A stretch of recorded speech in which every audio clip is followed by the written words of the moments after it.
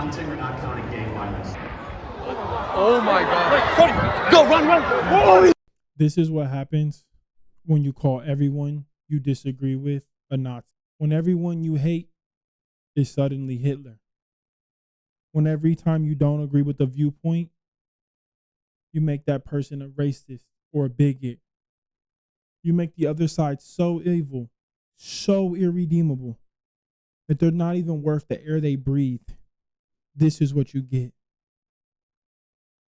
Last night I laid down with my wife. One of the best parts of my day. I couldn't help but think, Charlie's wife doesn't get to do this. She doesn't get to do the same. She probably goes to bed alone now. She was most likely sobbing, knowing her husband was never coming home. Never. That thought is hard for me to sit with. At 31, I'm the same age as Charlie. I've been with my wife for almost 10 years now. And to even picture losing her, to picture that kind of tragedy is honestly unfathomable at this point. To know his kids will never hear his voice again makes me angry. Makes me angry because so often he spoke about fatherless homes and how much damage that causes the children. And now because some coward decided to pull the trigger from 200 yards away, they have no dad. Let me make this crystal clear. If you celebrated this, if you said, oh, well, he had bad opinions, maybe he deserved it, you are garbage. Human garbage. You are scum. And I'll say this while we're here. People who celebrated Paul Pelosi being hit with a hammer are a problem too. I pray no one ever takes you seriously again. Charlie Kirk got shot and killed. How do you feel? Happy. Goodbye. Wow. Did you see that Charlie Kirk just got shot and killed? That's good. Wow. That's good. That's good that people are getting shot just off a political view.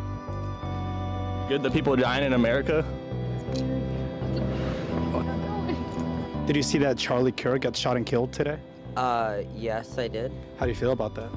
I don't really have any feelings about it. Who are you? Charlie Kirk got shot and killed today. We're just getting people's opinions. How do you feel about that?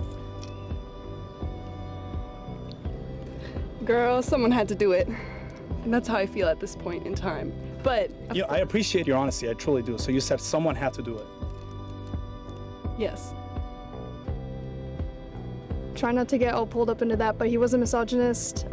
He was a disgusting person with disgusting beliefs. So if you had a magical wand, a magical button that you could press and keep him from being assassinated, would you press that? No. My coworker was all in a tizzy because she gonna tell me that Charlie Kirk got shot, and I said good. So we get into this whole conversation about it, and she goes, well, you can't hate people for their political views. And I'm like, yes, I can. Like, that's specifically why I hate people sometimes. You can't hate me for my views because my views don't infringe upon your rights. You don't hate me for what I believe in because it doesn't interfere with your life. Some of these views are dangerous. And I'm glad he got shot. Hopefully he dies. I don't care. Now hear me on this. I was no Charlie Kirk fanboy. Like most of you, I've just seen the clips on social media, maybe a video here and there. Clickbaity titles got my attention. But this morning I've been sitting in, watching his debates, watching conversations he's had with other podcasters, and listening to his ideas, none of which were radical or rooted in hate or white nationalists. None of those things were what Charlie believed in. Sure, I disagree with him on certain things. I don't completely 100% align with all of his politics, no. But nothing that he said was too wild for me to understand and at least see his side. It's okay to have convictions. It's okay to believe what you believe deeply. And if believing in marriage, raising your kids, and keeping fathers in the home and Jesus in your heart is white nationalist views, maybe I am one too. And make no mistake about it, this was an MLK moment. MLK led a movement. So did Charlie. MLK wasn't a politician. Neither was Charlie. And just like MLK, he was killed, not because he was bad for society, but because he was effective. Effective at mobilizing people, effective at spreading ideas, effective at reaching the youth.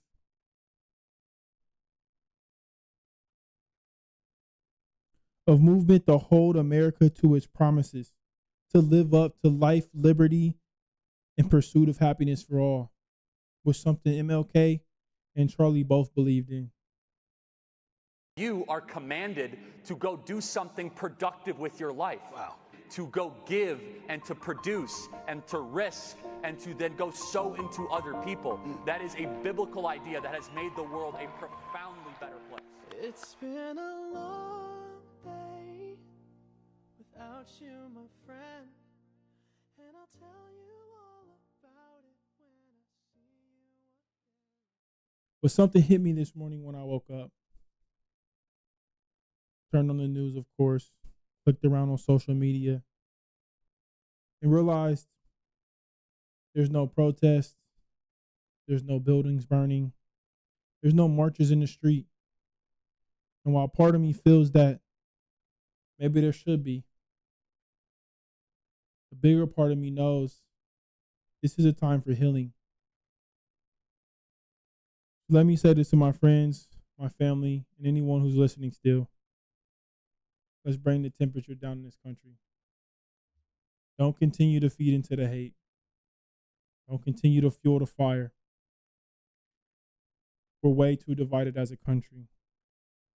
Each side sees the other as so evil and beyond reason.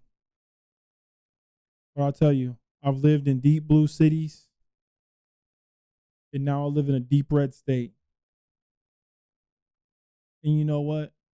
People really aren't that bad. I promise you, they really aren't. No one has as much hate as you think they do. Neither side is the Twitter trolls that you see or the TikTok loudmouths. That's not real America. The internet is the internet. We've been convinced that it is, though. And everyone thinks that a few bad posts